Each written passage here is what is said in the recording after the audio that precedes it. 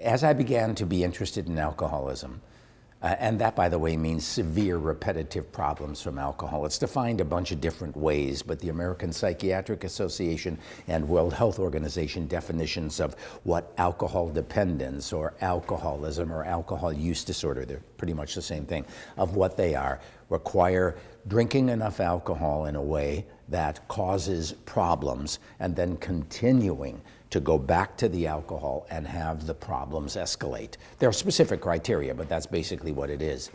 And I was interested because I was working with a mentor who was looking at families of people with manic depressive or bipolar disorder.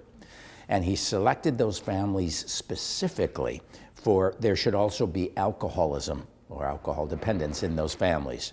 And as I, as just a medical student, was looking at the data, and again with excellent guidance by my professors, it certainly looked as if the alcoholism part was indeed running in families. So the question that I began to ask was, if it's running in families, is it because of environment and or genetics? So we did and published in about 1972 one of the first adoption type studies of alcoholism. Basically, while we were using half-brothers and sisters in families that had broken up, you're basically asking if someone has a biological alcoholic relative, usually a father or mother, and they then go on to life, does it matter regarding their risk for alcoholism whether they were raised by that alcoholic parent? And our data said that what really mattered was who your biological relative was regarding alcoholism, who raised you, whether it was your Aunt Sally or your Uncle Joe, did not, whether that person who raised you had serious alcohol problems, didn't add very much. It added, but not very much to the risk factor. So it's got to be genetically influenced. There are also twin studies that show that that identical twins who share 100% of their genes, if one twin is alcoholic, roughly about 60% risk for the other twin being alcoholic. Whereas if they're fraternal twins, just happen to be born at the same time, they come from a different egg and different sperm, that if you're fraternal twins, the similarity is 35 to 40%. What those twin studies show you, I didn't do any, but the people who have published a twin study show you is A, alcoholism is genetically influenced, but B, even if your identical twin is an alcoholic, you don't have 100% risk factor. So it means it must be genes and environment. Most disorders, most forms of cancer, adult onset diabetes, and certainly alcohol, drug dependence, hypertension, things that increase the risk for heart disease, those are complicated or complex genetically influenced conditions, and that's going to apply to alcoholism. In the severe repetitive problems related to alcohol, the first genetic factor that contributes that was found was probably about 1965. I mean, a long time ago. And it was variations in several enzymes that break down alcohol. And in some people, especially Japanese, Chinese, and Korean individuals, that they can have either a strong form or a weaker form, depends on the enzyme involved, that when they drink, they get a boosted effect of the alcohol. The face flushes, that's the more, and if that's all it is, your face or hands turn red like you're blushing. If that's all there is, that's the weaker form, which really depends upon which gene and whether it's both sides of the DNA or not that you're getting. And if you have the real strong form, which is called aldehyde dehydrogenase 2, form 2, if you get that mutation, then you can't become an alcoholic because you're so sick when you drink half a drink that you start throwing up and feel awful. So in the mid-60s, the fact that some people had a low risk for alcoholism because of this somewhat adverse, milder form or a very severe form of reaction, that information was known, and by 1970 they knew the genes involved. So if we're looking at genes that are impacting on the risk for alcoholism, some of them turn out to be protective. And the alcohol metabolizing enzymes, those mutations or variations in the gene are good examples. And an interesting thing here, if you're carrying that lower risk for alcoholism through these alcohol metabolizing enzymes, it has no impact on your propensity toward other drug use disorders. Nor does it really have a propensity toward your psychiatric disorders, at least for most forms of it. So we should have known in the 1960s, alcoholism has to be genetically influenced. A couple of things have already been found. Those things could be either protective or increase your risk.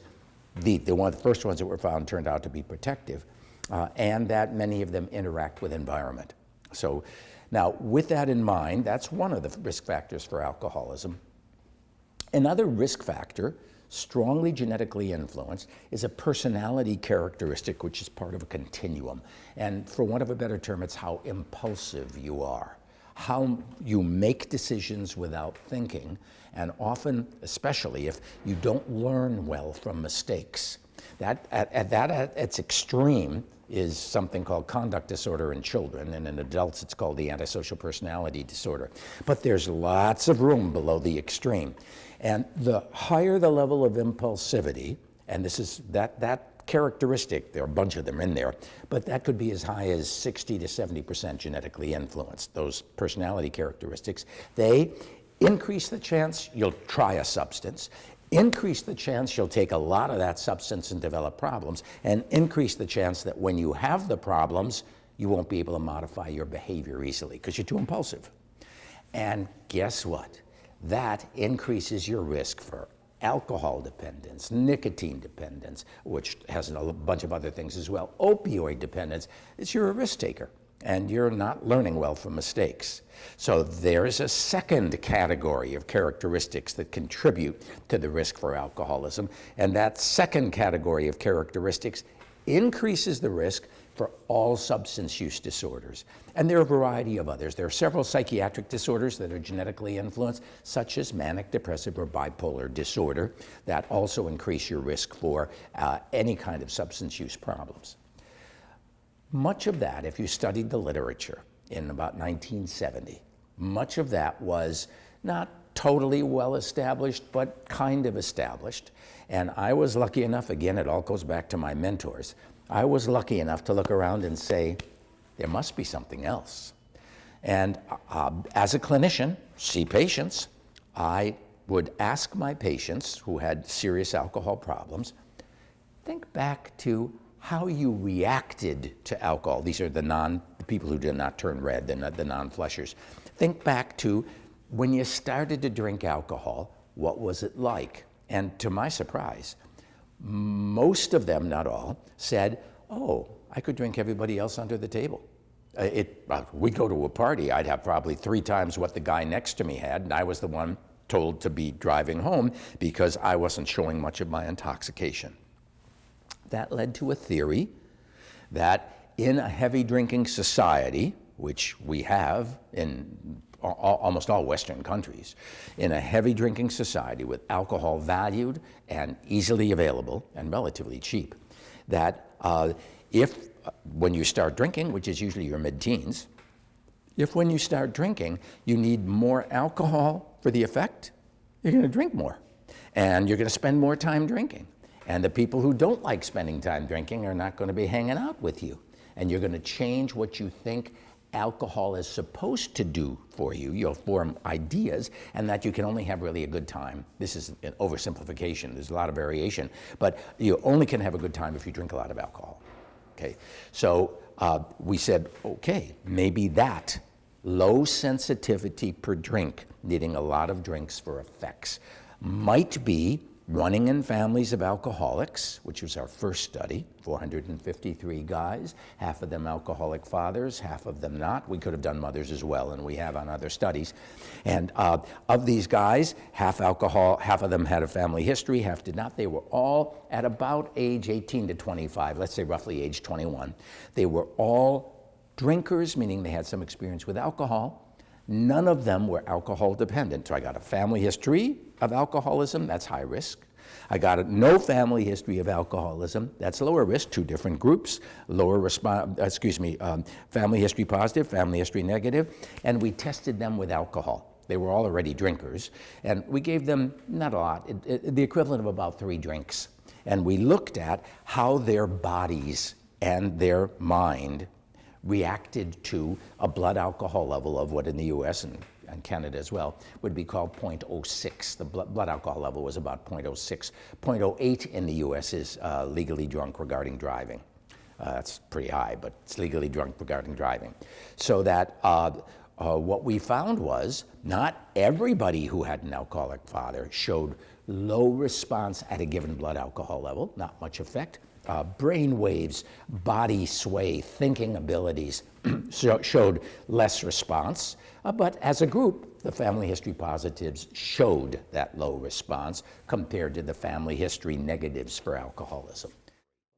So we have a familial characteristic that's running in those families, and it is that familial characteristic, it would be related to a characteristic family history that increases the risk for alcoholism. Next step, does it predict? So beginning in 1988, the original study, other than the pilot work, began in 78. So beginning in about 1988, we started to follow up all 453. And over the next 5 years, of course, in the first year of the follow-up study, it was the people at the very beginning, and then the second and third year was people over the next few years of having been tested. An average follow-up rate of about 8 years. And boy, did the low response to alcohol predict heavy drinking episodes and alcohol problems and alcoholism. Not perfect. You're never going to find in anything complicated like this that it's okay. But while we were studying these guys and establishing that the low sensitivity to alcohol or low level of response is familial in families of alcoholics, now we're showing it predicts alcoholism, but it doesn't predict drug dependence, and it doesn't predict psychiatric disorders, because it's not really closely linked into personality. Which could explain as with impulsivity. It's not really related to impulsivity, so it doesn't predict these other disorders. During our follow-ups, which have now been every 5 years, as these guys married, their spouses entered the study.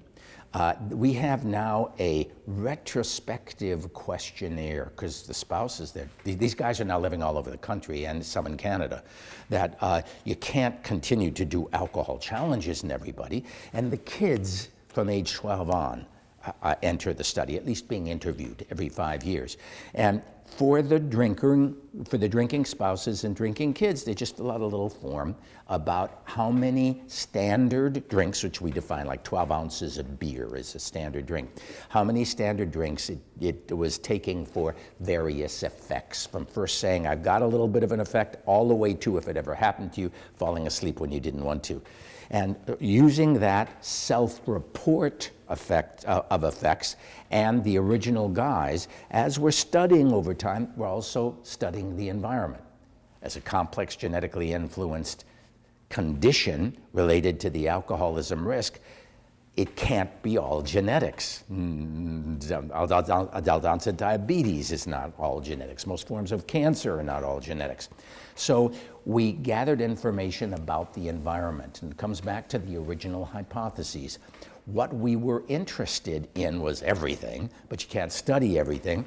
So we were interested in whether associating with heavy drinking peers exaggerates the predisposition with this low sensitivity. And then we were interested in whether attitudes towards what alcohol does to you, expectancies, whether that influences whether you go on to develop more severe problems. And we thought stress would be important, but it wasn't. It didn't add at all to the prediction, probably because everybody's got stress. And we're dealing with more of a blue-collar, white-collar, pretty functional group of families. But if you used alcohol to cope with stress, it had a major we figured would have a major impact on whether this low sensitivity per drink would go on to the development of alcoholism. And we put this stuff together into statistical models, which sounds really complicated, but it's not. Thankfully, there are programs that geniuses have worked out for computers where you can feed the data in and you know what the computer is doing with the data, but what the data were telling us, for example, was having a low sensitivity to alcohol, leaving a lot for drink, let's say at age 21, correlated directly with the number of alcohol problems you developed, varied a bit on the study, but let's say at about 0.3. 0.3 is 30% of the stuff is being explained. That's pretty high. But if you now put it into a structure where you're allowing for some of the data to be taken up by heavy drink, whether or not you have heavy drinking friends and alcohol expectancies and using alcohol to cope with stress, this direct path at 0.3 goes down to about 0.2. Why? Well, the reason has to be because these other things are taking up some of the power. And in fact, the jargon is these things, peer heavy drinking, expectancies, you need to drink a lot to have a good time is just one example of the expectancies. And using alcohol to cope with stress, we're explaining, not quite, but almost half of whether the low response related to alcohol outcomes. But now we have a characteristic, the low response to alcohol, or low sensitivity. We have an outcome as part of a prospective study, which we're now doing the age 55 follow-up of those original probands or subjects. And we have characteristics, there must be many more, but we have characteristics in the environment through which the low response to alcohol is partially operating. Those are called mediators. They mediate the effect of the low response, at least partially, on the alcohol outcome. So the next step was to say, what are you going to do with all that information? Identify people who are age 18, drinkers without major problems, and certainly don't fill criteria for an alcohol use disorder. Identify within that population those who, by this questionnaire of how many drinks it takes for effect, are low responders. And then for each low responder, get a high responder who's similar on their usual drinking pattern and frequency and on any drug use. And then can we put together there are two education programs, two different education programs. Education program 1 says, okay, everybody who's in this education program, we're going to teach you about the dangers of alcohol, risk factors, including low response and including other things, handling, how you handle stress, how you say no to alcohol. We're going to do that, and we're not going to emphasize any specific causative factor. They'll all kind of be mentioned. That's the state of the art, the kind of general group. And then we have another group here.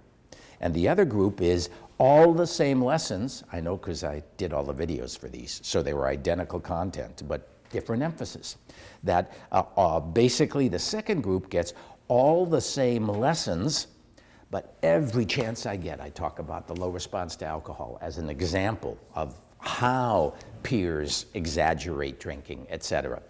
And in these two groups, half of them are low responders and half of them are high responders. Now, we had to have also a control group out here. And the control group, half low responders, low sensitivity, high risk, and half high responders. The control group, we did an original survey, and with all of them, we did follow-up surveys about every 2 months on average over 55 weeks. Now, what happened over the year was the controls, with no intervention, who had this low sensitivity, half of the controls had this low sensitivity to alcohol, then their maximum drinks and alcohol-related blackouts went up over the year. Then, of the low responders who were in the general education group, that rise over time was blunted. Of the low responders in the low response-based group, their drinking was the lowest of all, and they were significantly different. Massive, oh, that's an overstatement. Big differences, highly significant in the first 6 months after the education. The education all occurred within the first month. So really strong effect in the first 6 months, and then the differences between the groups tapered off, although there was still a significant, barely, hint at 55 weeks that some of the effects were remaining. What about the high responders? It didn't matter what group they were in. The high responders were, during the year, sometimes a little heavier, sometimes a little bit lighter, but they weren't having a lot of problems. See, because by using the population I did, which were entering freshmen at a university, and that first year is a time of massive escalation of drinking usually, by using it, it meant one of the other risk factors, other than the low response, probably isn't there very much, which is high impulsivity. And that the more severe psychiatric disorders certainly aren't there, like bipolar disorder and schizophrenia. So the other risk factor, and none of them were highly flushing Asians, Japanese, Chinese, and Koreans. You could be in the study and be Japanese, Chinese, and Koreans. You could have the mild flush, but you couldn't have the very severe flush because we couldn't, basically you're just not going to be a drinker.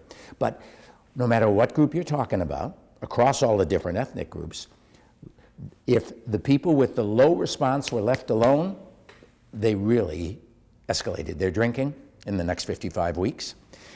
If the low responders were given good, decent, solid education without a lot of emphasis on their level of vulnerability, then they did better than as controls, but the best of all were targeted. You actually, in Canada, have some excellent research which is similar to, and I built on it a bit, on the prior studies. The research is more looking at risk factors related to mood swings or risk factors related to impulsivity, with interventions in Canada and in the UK that were group interventions. Mine was all done by the internet because it had to be done relatively cheaply. And it's Patricia Conrad. She just does lovely work. Her work is showing in her personal interactions with groups or with her research assistants, personal interaction with groups, that you can have an impact that certainly lasted greater than a year by focusing on what their vulnerability is and educating them about that. And you'll have an impact on their drinking and drug use. Mine, I'm the only one initially to do this, but it's important that I say that because it means it's not been widely replicated, but I'll talk about a replication in a second. Mine is a different population, low response, and mine is an intervention where I never met these kids. This was to be done inexpensively so that universities or the military or industry might be able to use these for their population. They're videos, and also the videos allow me to control what the information is people are getting. Now, I have to admit something. I'm a bit obsessive. And so when I start a study, I don't sleep until I get, let's say in that first 4 weeks when these people are watching videos, one video a week, my research team made sure they either dropped out of the study or they watched it, and almost nobody dropped out of the study. And our follow-ups, we had something like a 92% 55-week follow-up. These kids, entering freshmen, once they entered the study, if they didn't cooperate, it was almost never that they didn't want to cooperate, it's that they couldn't kind of get themselves to do it with all the other things going on. And with gentle reminders, you can really get a huge cooperation level.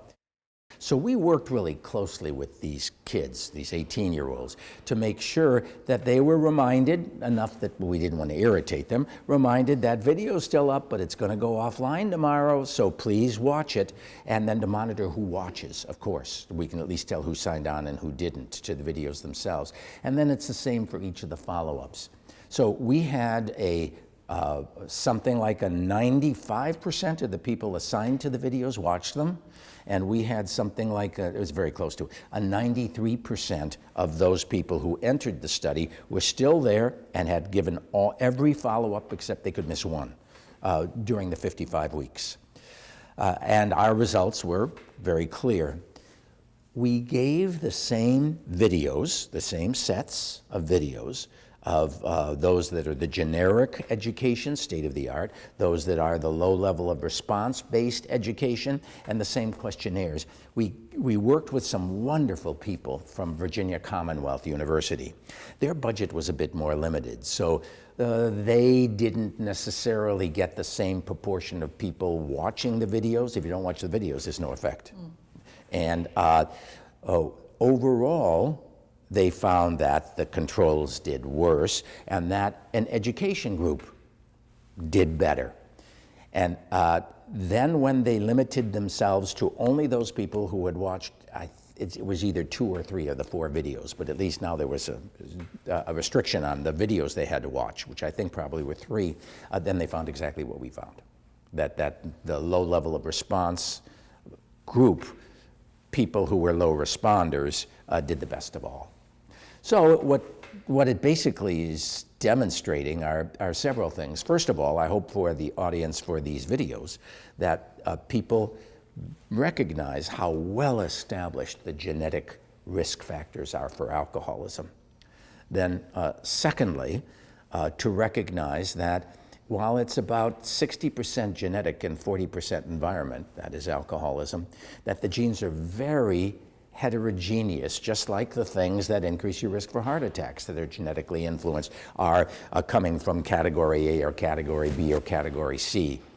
Third, that educating people about their risk, and especially if you teach them some skills to try to minimize their risk, works by Patricia Conrad's work and by my work. It works. So if I were a pediatrician, or what in the United States called a general practitioner, where I'm seeing people of all different ages, I would be screening everyone for relatively heavy drinking, family histories. I would personally be using this, it's called the Self-Report of the Effects of Alcohol or Ethanol, the SRE questionnaire, which is online. You can just find one of our studies or write me at mschuckit@ucsd.edu and I'll send you an SRE and have my patients fill it out.